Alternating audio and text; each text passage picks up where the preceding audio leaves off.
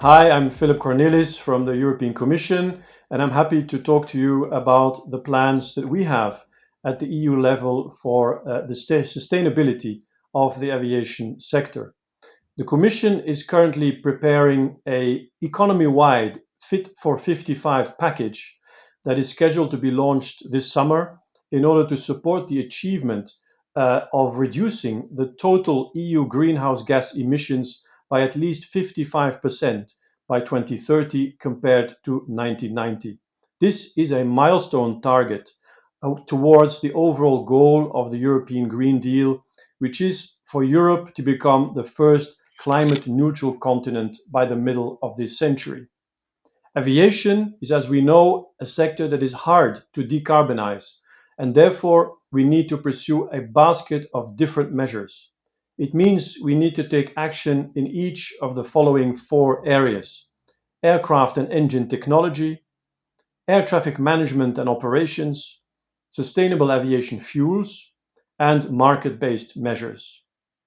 Last December, we adopted at the Commission a strategy for sustainable and smart mobility. It sets out a large number of measures to promote sustainable aviation in all of those four areas. Overall, we have to shift the existing paradigm of incremental change towards fundamental transformation. By 2035, zero-emission large aircraft should become ready for the market. The EU should create the enabling environment to achieve this, including through research and innovation, in particular using the partnerships that could be put in place under the Horizon Europe programme, such as clean aviation and clean hydrogen. The proposed setup of a clean aviation public-private partnership with the aviation industry should follow in the footsteps of the Clean Sky joint undertaking and should have a participation of nearly 2 billion euros from the European budget. The priority focus should be on the development of technologies that can generate the largest impact on overall emissions, notably hybrid, fully electric propulsion, ultra-efficient aircraft configurations, and the development of sustainable alternatives such as the emerging potential of hydrogen-powered aircraft. And also accompanying measures will be necessary to develop infrastructure and production capacity for that green hydrogen. In addition, more efficient air navigation can bring about substantial environmental gains. It's been estimated this can reduce up to 10% of air transport CO2 emissions and also help to address non-CO2 climate impacts. It will require action from airlines to systematically favor the most economical flight path and from air navigation service providers to make this possible. When it comes to air navigation, some would like to just carry on as before and hope that problems will go away by themselves. This will not be sustainable. We must all together take our responsibility to embrace the future and implement solutions that address both congestion, that will come back, and environmental performance. The aim of the Commission's proposal for a CES2 Plus legal framework is precisely to create the incentives and mechanisms to make this happen. The technological pillar, the CESAR project, will also contribute. It aims to establish the digital European sky that will allow the optimal use of airspace through innovative technological and operational solutions. It will address both air and ground operations that will allow modern aircraft to fully exploit their greener and quieter technologies. As a concrete deliverable of the European Green Deal, the Commission is also preparing an initiative called Refuel EU Aviation. The aim is to deliver a legislative proposal before the summer that maintains a competitive level playing field in the EU while increasing the uptake of sustainable aviation fuels by aircraft operators and the distribution of those fuels to all airports across the EU. Today, sustainable advanced biofuels are not produced at scale, and most consumption happens at a very low percentage blend with conventional fuels. Power to liquid fuels from renewable energy sources are available only at demonstration scale. So while there could be sufficient demand for all types of sustainable fuels, there is still a lack of investment in production capacity. Volumes are limited, and the resulting product price is not competitive compared to fossil-based fuels.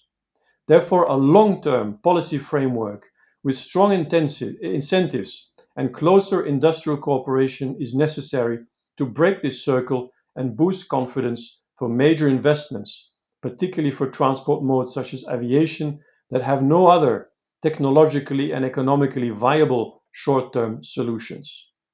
The Commission is now looking at the best way to design a SAF blending mandate that will allow to break the chicken and egg spiral that has hampered the SAF market so far. This will need to be accompanied, of course, by the right amount of financing to accelerate research and investment. We're also considering establishing a renewable and low carbon fuels value chain alliance within which public authorities, industry, and civil society would cooperate to boost the supply and development of the most promising fuels, complementing the action already taken under the Clean Hydrogen Alliance and the European Battery Alliance. The fourth and last category of measures are the market-based measures. Carbon emissions from aviation have been included in the EU's emission trading system since almost 10 years. Under the ETS, all airlines that operate in Europe, whether they are European or not, are required to monitor, report, and verify their emissions and to surrender allowances against those emissions. They have been receiving tradable allowances covering a certain level of emissions from their flights per year. It has contributed tremendously to reducing the carbon footprint of the aviation sector by more than 17 million tons per year. But now we have to phase out those free allowances that airlines have been able to claim so far. Given the international nature of the aviation's carbon emissions, a level playing field internationally is indispensable. So while the EU has the ambition to be leading, it's essential that other major players also take steps towards making international aviation sustainable to avoid that traffic and carbon emissions move out to other hubs outside the EU. In 2016, Europe played a leading role in the adoption by the International Civil Aviation Organization of the first ever sectoral scheme regulating CO2, the famous Carbon Offsetting and Reduction Scheme, CORSIA. All EU member states are currently participating in the pilot phase with the aim to offset growth in emissions beyond 2020. And depending on the participation and quality of offsets used at global level, the CORSIA scheme could mitigate up to 2.5 billion tons of CO2 and generate approximately $40 billion of climate financing by 2035. The Commission is currently preparing a legislative proposal to implement the remaining aspects of CORSIA in the EU. This evolution should leave nobody behind. It's crucial that mobility remains available and affordable to everybody, that we maintain good connectivity. All in all, the recovery from the crisis caused by COVID-19 should be used to accelerate the green modernization of flying, limiting its impact on the environment and improving the safety and health of our citizens. The twin green and digital transitions should reshape the sector, restore connectivity, and re-energize the economy. The European Commission acknowledges that this transformation, that needs to be socially fair and just, will not come easily and will require the full dedication and support from all transport actors, as well as a substantial increase in investment from both public and private sources.